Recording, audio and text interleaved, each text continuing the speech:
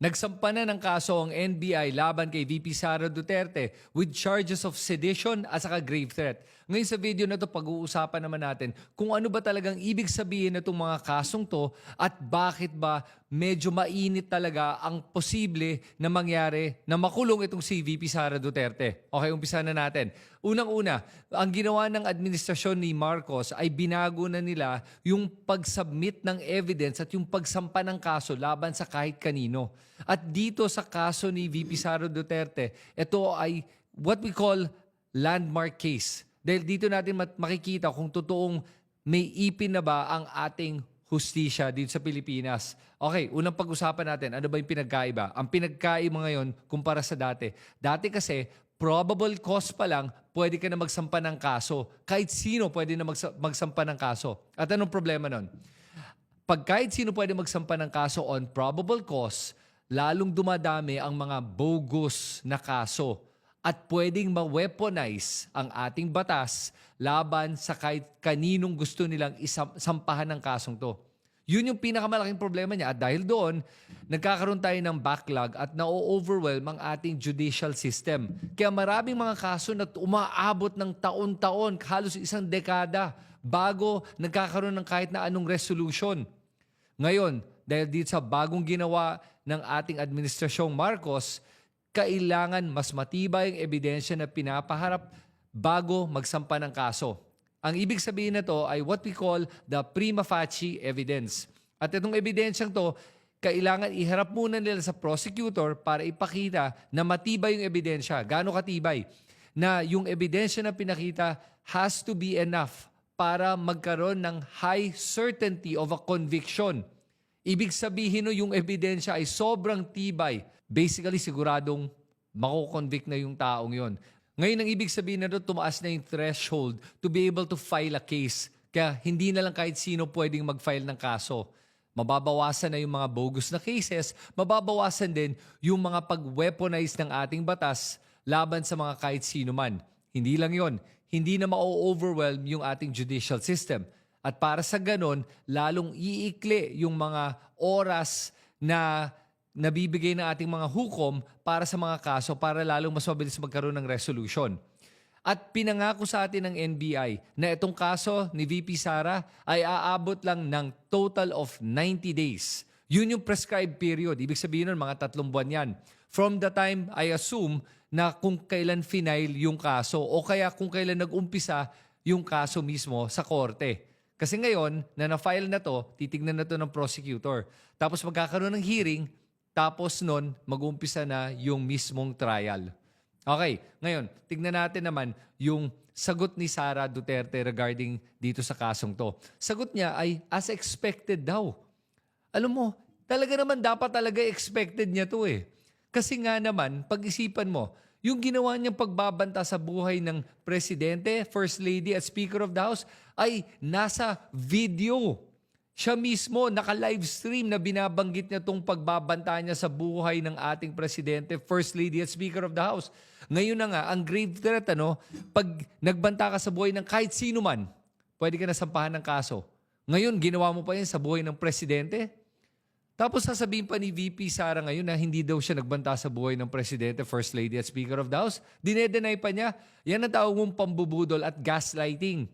Pinapalabas pa niya na ikaw, tayong lahat, ay nananaginip lang at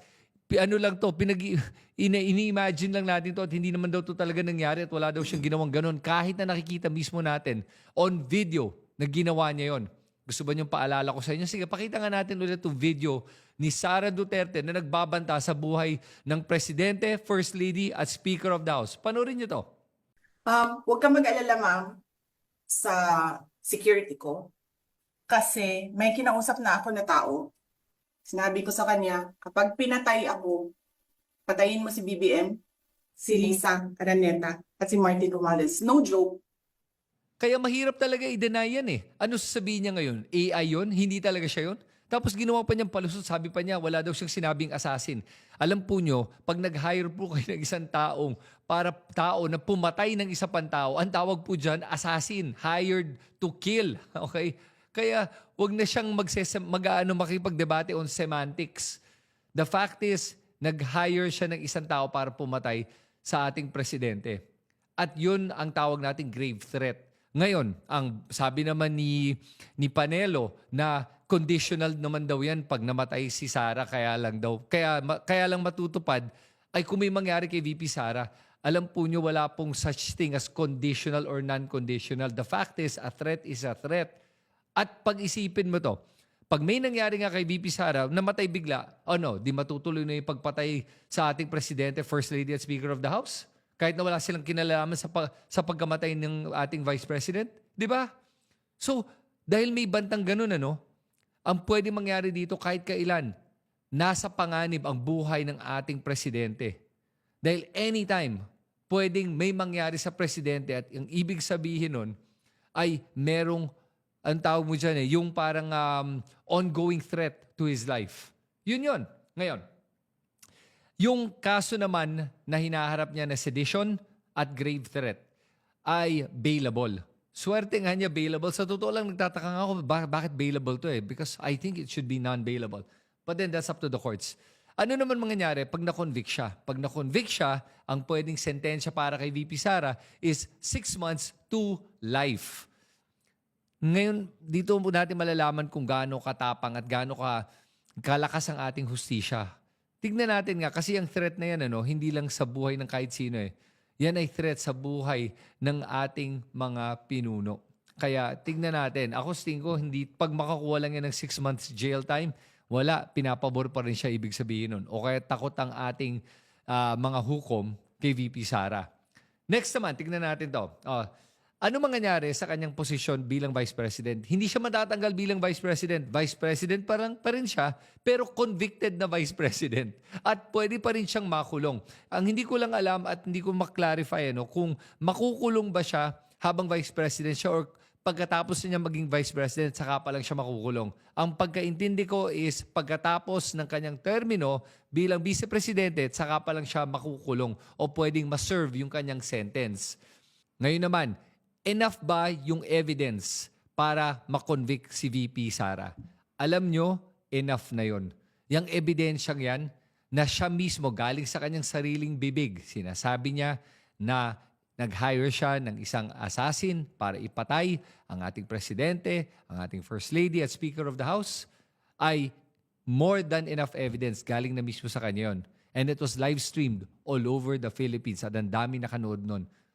Kaya sa akin, tingin ko talaga itong pagsampa ng kaso na to ay formality na lang at kailangan talagang gawin ng ating gobyerno. Dahil kung hindi yan si Vice Presidente Sara, sigurado ko sa'yo, nakulong na yan.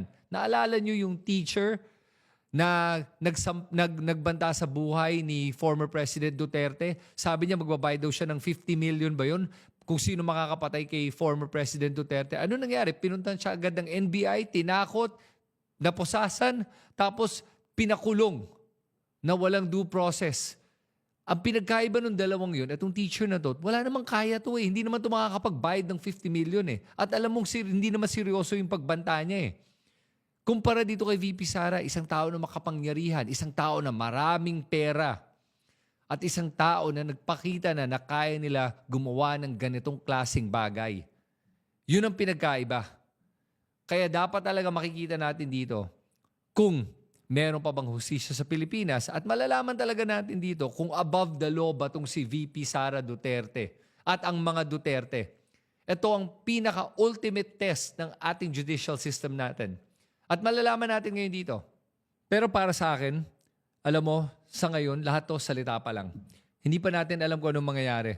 But definitely this year, malalaman natin kung seryoso ba ang administrasyon ni BBM para protektahan ang lahat ng Pilipino. Dahil sinabi niya yun sa kanyang speech na gagawin niya to dahil kailangan maprotektahan ang kahit sino sa ganitong mga threats at sa ganitong klaseng mga banta sa buhay ng kahit sino man.